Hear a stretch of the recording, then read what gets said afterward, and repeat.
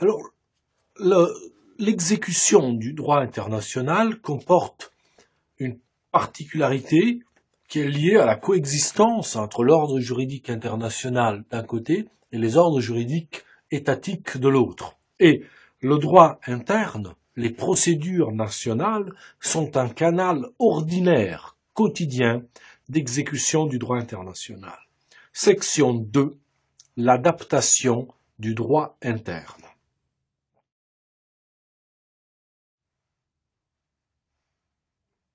La Cour permanente de justice internationale, en 1926, dans l'affaire relative à certains intérêts allemands en Haute-Silésie polonaise, a posé un principe qui n'a jamais été abandonné par la jurisprudence internationale.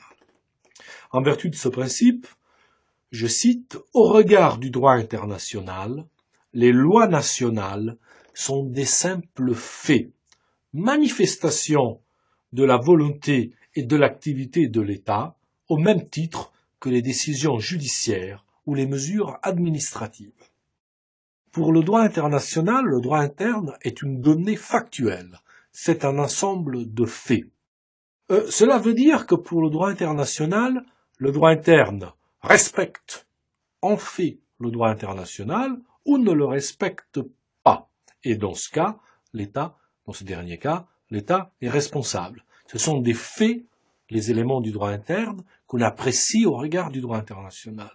Cela veut dire aussi, sous l'angle juridique, lorsque le juge interne applique le droit international, lorsqu'il applique un traité, du point de vue du droit international, ce n'est pas une question d'application, c'est une question de bonne exécution ou de mauvaise exécution des engagements internationaux. On comprend dans ces conditions que l'adaptation du droit interne au droit international est un enjeu majeur pour le respect du droit international. On dira un mot de l'obligation d'adapter le droit interne au droit international avant de s'interroger sur les différentes techniques qui peuvent être utilisées par les différents droits internes. Paragraphe 1er, l'obligation d'adapter le droit interne au droit international. En principe, le droit international n'impose pas une transformation des règles internes. Ce que le droit international recherche, c'est que, au bout du compte, l'obligation internationale soit respectée dans l'ordre interne. Cependant, ce résultat impose à son tour que le droit interne s'adapte au droit international pour éviter précisément que la responsabilité étatique soit engagée. Il y a deux hypothèses en réalité. L'hypothèse où l'adaptation du droit interne est imposée par le droit international et l'hypothèse où elle est simplement rendue nécessaire. L'adaptation imposée d'abord grand A. Le droit international impose l'adaptation du droit interne, impose une transformation des règles internes dans plusieurs cas, de plusieurs façons. D'abord, la façon la plus flagrante, la plus visible, est celle des conventions portant loi uniforme. Elles sont très fréquentes dans le domaine du droit international privé, notamment.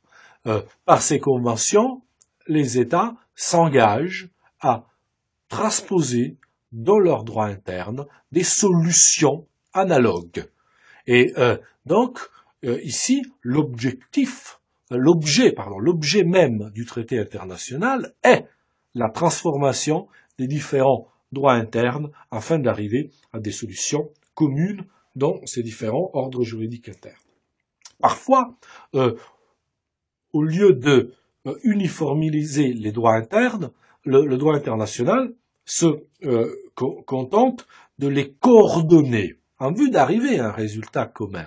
C'est l'hypothèse, notamment dans le domaine pénal, lorsque le droit international impose que certaines incriminations se retrouvent dans les différents ordres juridiques internes, donc il coordonne ainsi les politiques répressives des différents États, puis laisse à chaque État le soin, dans une fourchette qu'il délimite, dans des limites qu'il fixe le soin de fixer les peines effectivement encourues et les procédures applicables.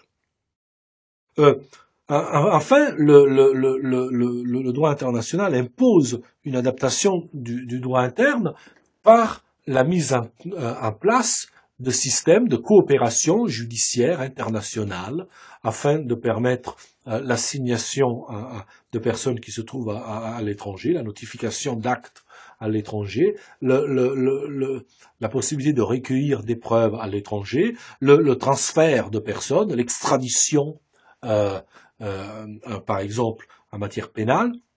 Et donc, par ces systèmes où l'exécution forcée des jugements étrangers, par ces systèmes de coopération judiciaire, lorsqu'ils sont convenus entre les États par traité, ils impliquent naturellement que les États adaptent leur législation nationale afin de permettre la mise en œuvre de la coopération judiciaire. On est ici à la frontière avec l'hypothèse la plus fréquente, grand B, celle de l'adaptation nécessaire du droit interne. L'hypothèse, en réalité ordinaire, l'hypothèse générale, est celle dans laquelle les règles internes se révèlent incompatibles avec les obligations internationales. Incompatibles. Pour comprendre cette situation, on peut se référer à l'affaire classique, l'affaire de l'Alabama, qui a été jugée par un tribunal arbitral entre les États-Unis et la Grande-Bretagne en 1872. Dans cette affaire, les États-Unis reprochaient à la Grande-Bretagne d'avoir laissé construire et appareiller un navire, l'Alabama, qui avait été utilisé dans le cadre du conflit civil américain. Et donc d'avoir provoqué ainsi des dommages aux États-Unis en n'empêchant pas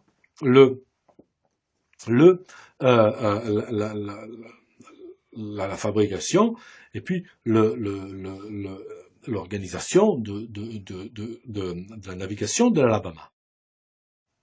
La Grande-Bretagne se défendait en soutenant, entre autres, qu'elle n'avait pas les moyens juridiques d'intervenir dans ce qui était pour elle une affaire privée, la construction d'un navire, la navigation maritime, et elle disait devoir respecter la propriété privée et ne pas pouvoir intervenir pour empêcher les faits reprochés par les États-Unis.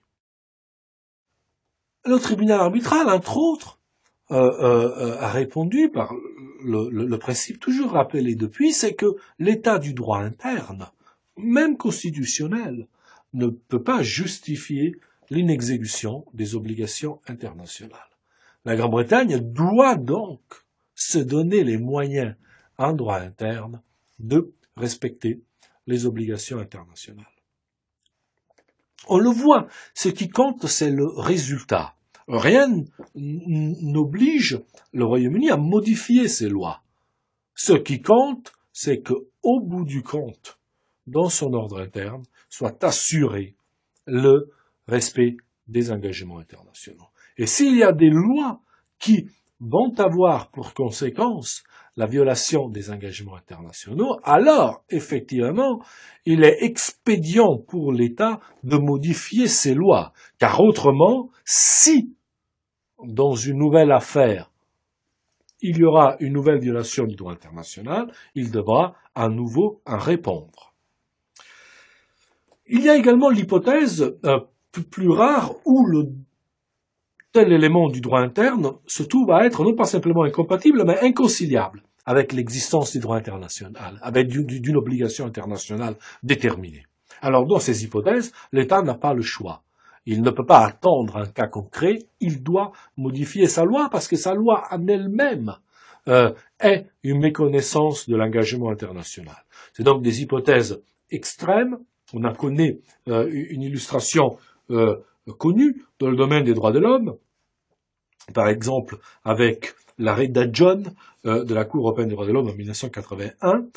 C'est la problématique, par exemple, qui illustre cette possibilité, la problématique des législations nationales qui réprimait les pratiques homosexuelles entre adultes mâles consentants.